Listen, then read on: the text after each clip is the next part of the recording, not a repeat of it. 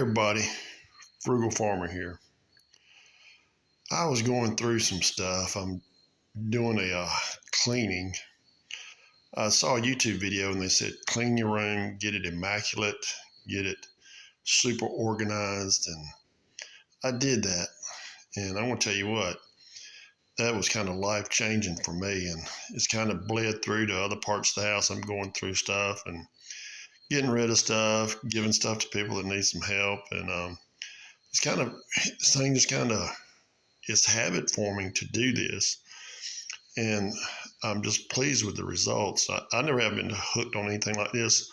Well, when I was in first grade, I did get hooked on the hokey pokey, but I was able to turn myself around and eventually quit doing it. But anyway, I found this old U.S. Army knife, and this one I thought was lost to eternity. There was a fork with it that went with it, but this was my main cutlery when I left to go to college. And gosh, it's 52 years old at least.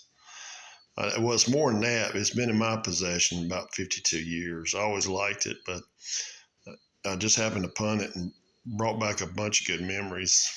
When I went to college, my parents helped me some, but the majority of it was on me. And I appreciate that fact that I had to do that, because I probably wouldn't have been as serious about it as I was.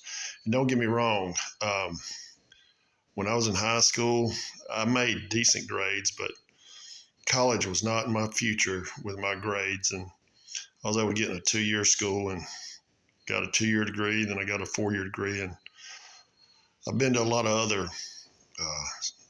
different type of seminars and stuff like that. And even went back to college for a while, taking some other courses.